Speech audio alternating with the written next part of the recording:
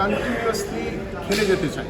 সেখানে হারবো জিতবো আস্তে আস্তে করে কিন্তু একটি জায়গায় গিয়ে আমরা পৌঁছাতে পারবো ইনশাআল্লাহ। আবারও বলবো যে আমরা কন্টিনিউয়াসলি আমাদের খেলোয়াড়দেরকে খেলাধুলার ভিতরে রাখতে চাই, আন্তর্জাতিক ম্যাচ খেলার ভিতরে আমাদের ঘরোয়া ফুটবলটা যাতে আরও বেশি সমৃদ্ধশালী হয় সে বিষয়গুলো নিয়ে আমরা ইনশাআল্লাহ স্টেপ বাই স্টেপ আমরা কাজ করবো ইনশাআল্লাহ। পাশাপাশি আমাদের অনূর্ধ্ব 20 যে সাব টিম যারা মালদ্বীপের উদ্দেশ্যে রওনা হবে, আমরা যেহেতু লাস্ট ডিফেন্ডিং চ্যাম্পিয়ন, সো আমরা আশা করি যে আমাদের সেই তরুণ উদীয়মান যারা অনূর্ধ্ব 20 ফুটবল টিমে খেলছে, আমি দেখলাম তাদের ভিতরে যে মানসিকতা দেখলাম বা তাদের ফেস দেখলে তো বোঝা যায় যে আসলে তারা ভালো কিছু অর্জন করতে চায়। থেকে বাংলাদেশ ফুটবল টিম অনূর্ধ্ব 20 সব ফুটবল চ্যাম্পিয়ন হয়ে ফিরে আসবে ইনশাআল্লাহ। আমার একটা প্রশ্ন ছিল সেটা হচ্ছে আপনি সম্ভবত প্রথম ক্রীড়ামন্ত্রী যে কিনা হচ্ছে কোনো দল সাব চ্যাম্পিয়নশিপ বলি কিনা বা কোনো অ্যাসাইনমেন্টে যাওয়ার আগে একদম টিম হোটেলে গিয়ে ফুটবলারদের সঙ্গে দেখা করলেন। এটা আপনি এক্স ফুটবলার ছিলেন বলেই হয়তো সেই কারণ আপনি অনুভব করেছিলেন।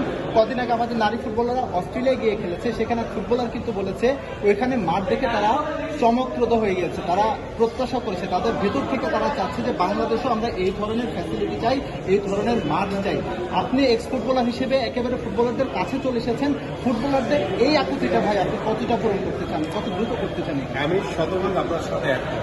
আমরা কিন্তু দায়িত্ব নিয়েছি কিছু উদ্দেশ্য, কিছু লক্ষ্য এবং কিছু ভিশন নিয়ে, এবং আমাদের মাননীয় প্রধানমন্ত্রী তিনি আগামীর বাংলাদেশের স্পোর্টসকে খেলাধুলাকে সর্বোচ্চ গুরুত্ব দিয়েছেন। আমার যে নারী ফুটবলার মাঠ থেকে চমকপ্রদ বলেছে, আমরা যখন খেলেছি বিভিন্ন দেশের মাঠে গেছি তখন কিন্তু আমরাও চমকপ্রদ বলেছি যে এই মাঠ আমার বাংলাদেশে কবে হবে।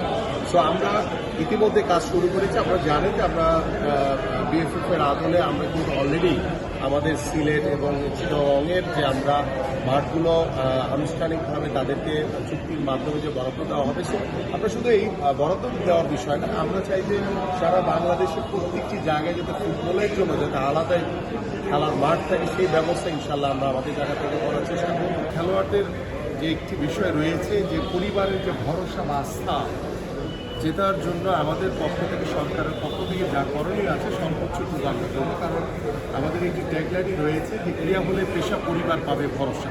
সেই পরিবারের ভরসার জায়গাটি আমরা স্থায়ীভাবে প্রতিষ্ঠিত করতে চাই, যাতে কোনো খেলোয়াড় যারা জাতীয় দলের হয়ে খেলবে, বাংলাদেশকে রিপ্রেজেন্ট করবে, তারা যাতে তার পরিবার নিয়ে কোনো টেনশনে না থাকে বা তার পরিবারের আর্থিক সচ্ছলতা নিয়ে কোনো যাতে টেনশনে না থাকে। এই বিষয়গুলো ইনশিওর করার জন্য আমরা কিন্তু খেলাধুলাকে পেশা হিসেবে প্রতিষ্ঠা করা এবং তাদেরকে বেতন কাঠামোর আওতায় এনে ক্রিয়া ভাতা প্রদান করা সার্বিক বিষয়গুলো নিয়ে তাদের সাথেও শেয়ার করেছি। এবং আমরা চাই যে আমাদের যে বাংলাদেশ ফুটবল টিম যারা ফ্রেন্ডলি ম্যাচ খেলার জন্য আমাদের ভিয়েতনাম যাচ্ছে, তাদের প্রতি যে শুভকামনা রয়েছে আমার, যাতে তারা ভালো কিছু অর্জন করে আসতে পারে। পাশাপাশি আমাদের সিঙ্গাপুরের সাথে যে ম্যাচটি রয়েছে, আমরা হার যে বড় বিষয় না, বাট আমি চাই এবং আমাদের সভাপতি সাহেবকে আমি বলেছি যে আমরা কন্টিনিউয়াসলি খেলে যেতে চাই। সেখানে হারবো জিতবো আস্তে আস্তে করে কিন্তু একটি জায়গায় গিয়ে আমরা পৌঁছাতে পারবো ইনশাআল্লাহ।